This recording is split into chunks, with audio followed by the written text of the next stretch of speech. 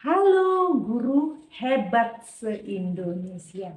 Kali ini saya akan berbagi praktik baik tentang pembelajaran teks cerpen dengan cara berdiferensiasi. Tahukah Bapak Ibu apa itu pembelajaran berdiferensiasi? Pembelajaran berdiferensiasi adalah pembelajaran yang berusaha memenuhi kebutuhan murid. Hal ini identik dengan kurikulum merdeka, yaitu berpihak kepada murid. Mengapa saya memilih pembelajaran berdiferensiasi? Karena setiap anak berbeda. Latar belakang keluarga dan lingkungan yang berbeda, sikap, perilaku, dan kemampuan kognitif yang berbeda. Apa saja yang perlu kita perhatikan ketika melakukan pembelajaran berdiferensiasi? Yang pertama adalah mengetahui kesiapan murid. Kesiapan belajar murid yaitu sejauh mana kemampuan pengetahuan dan keterampilan siswa untuk mencapai tujuan pembelajaran. Yang kedua, minat, bagaimana kesenangan murid di dalam belajar.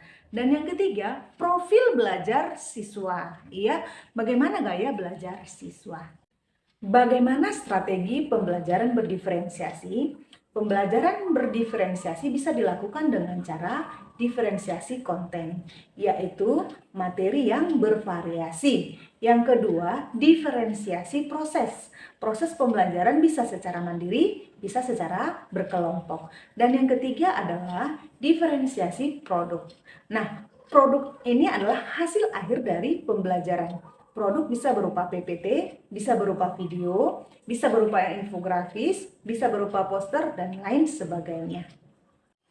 Sebelum pembelajaran teks cerpen, saya melakukan tes diagnostik kognitif murid untuk mengetahui sejauh mana tingkat pemahaman murid terhadap pembelajaran yang akan dilakukan, atau untuk mengetahui kesiapan murid.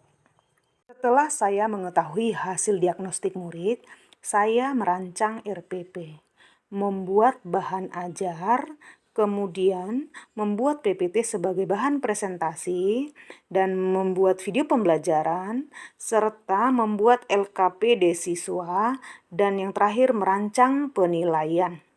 Pembelajaran kita hari ini, yuk kita berdoa dulu, silakan ketua kelas siapkan. Salam pada guru. Indonesia. Anjali, Bilhas, Silakan pejamkan mata atau arahkan pandangan ke depan. Rilekskan kedua kelopak mata. menganalisis unsur-unsur pembangun cerita pendek. Masih ingat unsur-unsur pembangun cerita pendek? Ada tema,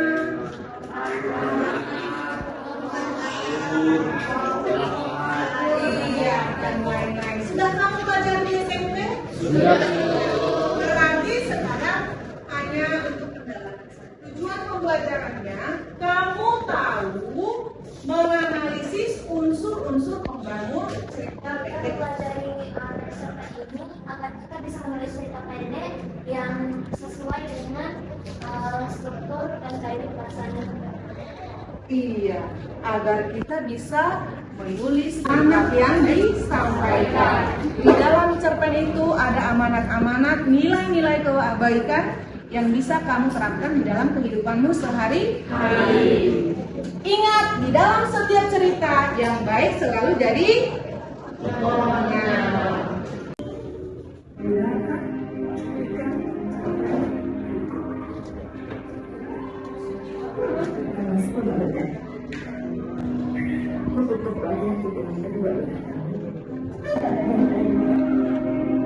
Betapa sedikit diberikan padamu. Sekarang gimana? Apa yang perlu diisi aplikasi itu? Istilah. Buat kalian ya. Apa yang perlu diisi?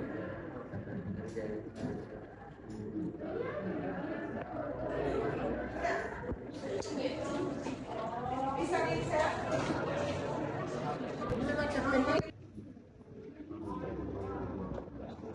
Kalau tidak ada kami berdua aja ya sama temannya.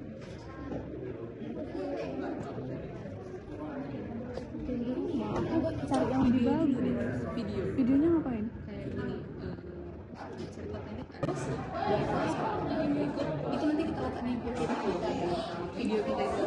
Terus selanjutnya kita juga harus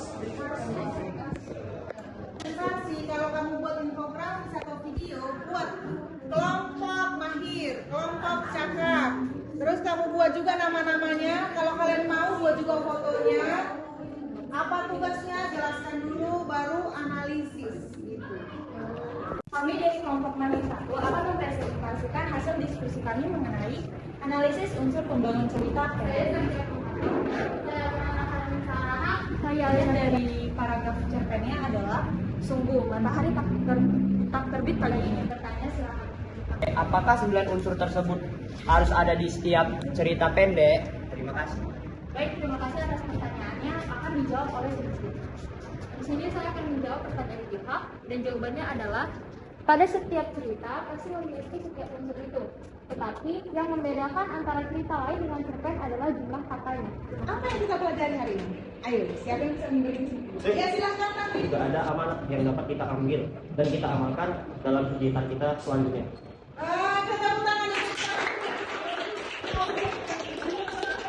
ya, bagus sekali Kak. Itulah dia bahwa hari ini kita sudah bisa mengetahui apa saja unsur pembangun teks cerpen, apa struktur teks cerpen, kemudian kaidah-kaidah teks cerpen. Untuk pertemuan berikutnya kita masih diskusi kelompok karena yang hari ini hanya satu kelompok. Waktu kita hanya sedikit. Pertemuan berikutnya kita lanjut presentasi. Oke ya. Nah, tugasnya di rumah kalian perbaikilah hasil kerja kelompok kamu yang membuat video, yang membuat infografis, yang membuat bahan presentasi yang lain-lain. Oke, sampai di sini anak-anak ada yang bertanya? Tidak ada. Ibu anggap bisa semuanya. Terima kasih, tepuk tangan untuk kita. Dalam pembelajaran kali ini kita membahas mengenai teks cerpen, di mana Ibu Natalia Simarmata memberikan kami tugas untuk diskusi kelompok mengenai teks cerpen tersebut.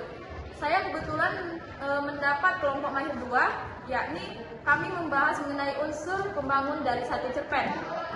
Kami membuat video dari aplikasi Canva. Video tersebut berkisar 1 menit 5 detik. Saya sangat tertarik untuk belajar materi ini dengan aplikasi yang lebih simpel dan sangat mudah untuk dipahami. Terima kasih. Dari kelompok cakap 2 diberikan tugas untuk mencari kaidah kebahasaan dari teks Matahari Tak Terbit Lagi. Dalam pengerjaannya kami menggunakan aplikasi Canva untuk membuat PPT-nya. PPT-nya tersebut berkisar 7 halaman. Pembelajaran berdiferensiasi sangat menarik dan menginspirasi. Terima kasih Ibu. Tepuk tangan. Pendidikan menurut Bapak Ki Hajar Dewantara adalah memberi tuntunan terhadap segala kekuatan kodrat yang dimiliki anak, agar ia mampu mencapai keselamatan dan kebahagiaan yang setinggi-tingginya, baik seorang manusia maupun sebagai anggota masyarakat. Semoga bermanfaat Bapak Ibu. Terima kasih.